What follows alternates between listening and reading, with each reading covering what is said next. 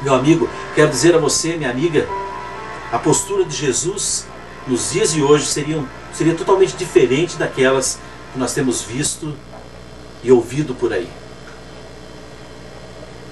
Tanto que Judas Iscariotes participava de um movimento dos zelotes que queriam fazer a grande libertação, porque na época o povo simples era muito sofrido, era cobrado dele altos impostos, impostos das pescas, impostos dos peixes, impostos dos barcos. E Jesus presenciou isso muitas vezes. E ele não ficou do lado de Judas, que queria defender e libertar esse povo. Pelo contrário, Jesus também não se envolveu com os romanos, a classe do poder, a classe política que dominava. Ele nem lá ia. Foi preso, esteve lá, mas a sua missão era anunciar a boa nova aos pobres, aos humildes. Foi para isso que ele veio. Então veja bem, meu amigo, veja bem, minha amiga, a postura de Jesus, como é diferente. E como é diferente.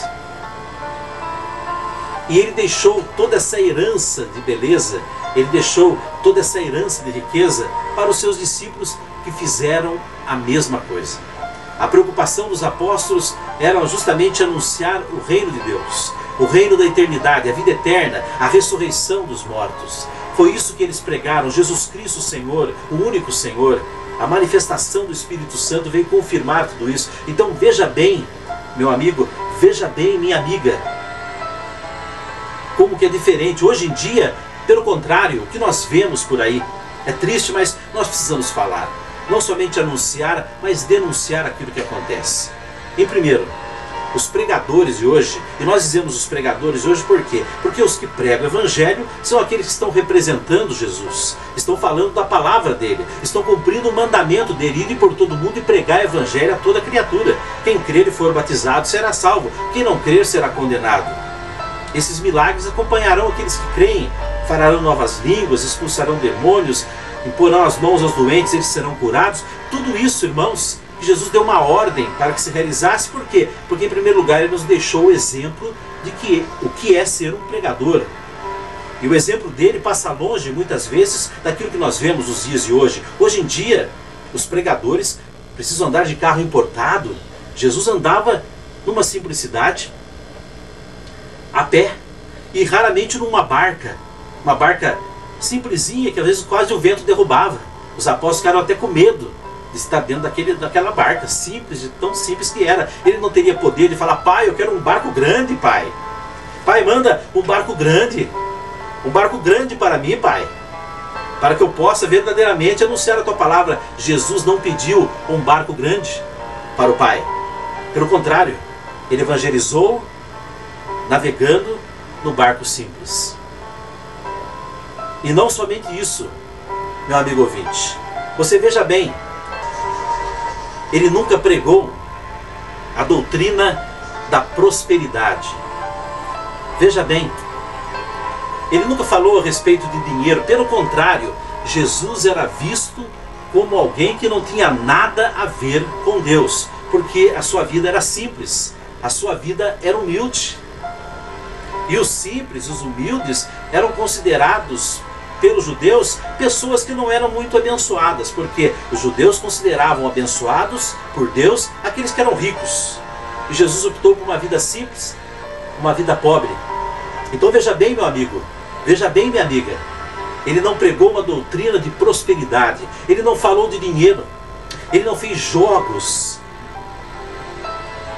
com as pessoas para iludir, para massificar a informação, para seduzir as pessoas, para que venham a dar dinheiro para ele. Pelo contrário, Jesus nem tocava nesse assunto. Ele até disse, quando mostrar a moeda: dá a César o que é de César, dar a Deus o que é de Deus. E o que é de Deus em nós? Nossa alma. Veja bem, irmãos, Jesus, ele se expunha.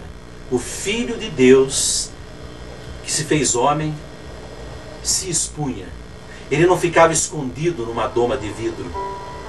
Jesus não estava escondido e só aparecia de vez em quando, em altos movimentos, grandes movimentos. Não, era um homem que andava ali, pé no chão, pelas ruas da cidade, pregando o evangelho do reino. E portanto, esta era a sua temática, estar no meio das ovelhas e não ficar de longe.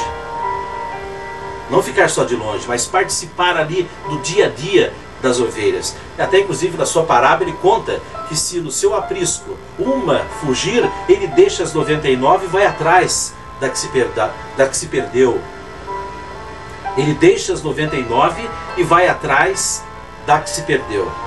Eu pergunto a você, será que hoje aqueles que pregam o evangelho e têm o seu aprisco com as ovelhas do Senhor, se uma se afastar, ele deixa as 99 e vai atrás da que se perdeu? É uma pergunta. Jesus, como nós havíamos dito, ele se excluiu da política da época, justamente sabendo que não teria como servir a dois senhores. Ou ele serviria ao Pai, ou ele se envolveria naquilo que era social. Não tem jeito de andar os dois lado a lado. Não tem jeito. Então Jesus, ele opta em ter uma vida totalmente entregue à vontade do Pai, à vontade de Deus, de viver de forma espiritual, de forma sobrenatural. Não para por aí, irmãos. Por quê? Porque os grupos da época, um desses grupos foi o que tramou justamente a condenação de Jesus para ser morto, crucificado. Nessas reuniões que haviam entre os que se diziam na época sábios e inteligentes.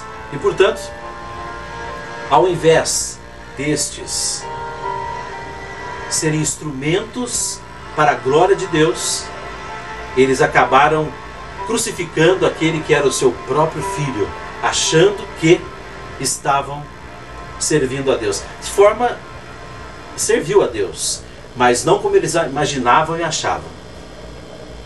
Estariam matando Jesus, estariam fazendo um favor para Deus, porque ele era um traumaturgo, ele era alguém que estava só para causar confusão, um falso Messias. Essa é a visão dos doutores da época, os sábios, os religiosos.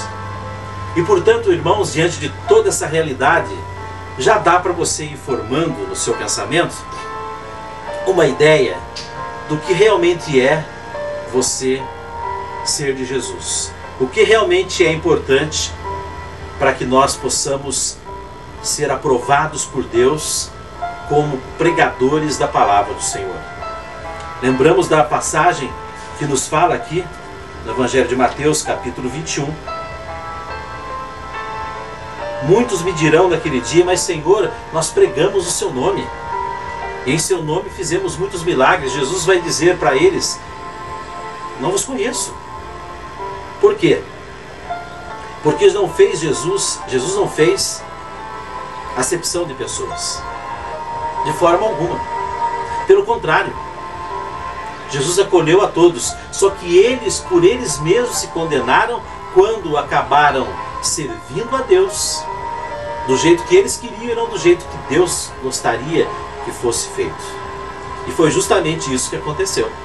Esse trágico momento em que acontecerá futuramente. Muitos vão achar que estão salvos, é porque eu preguei o evangelho, eu servi o Senhor, eu levei a palavra, e vai chegar lá, vai encontrar o quê? Vai encontrar uma herança diferente da que esperavam. Justamente por quê, meu amigo? Por quê, minha amiga? Porque eles não souberam discernir o que é vontade própria e o que é vontade de Deus, o que é espiritual daquilo que é humano. Jesus foi bem claro: os verdadeiros adoradores me adorarão em espírito e em verdade, e são esses adoradores que o Pai deseja. O Pai deseja adoradores espirituais e não adoradores humanos. Então eu quero convidar você, mais uma vez,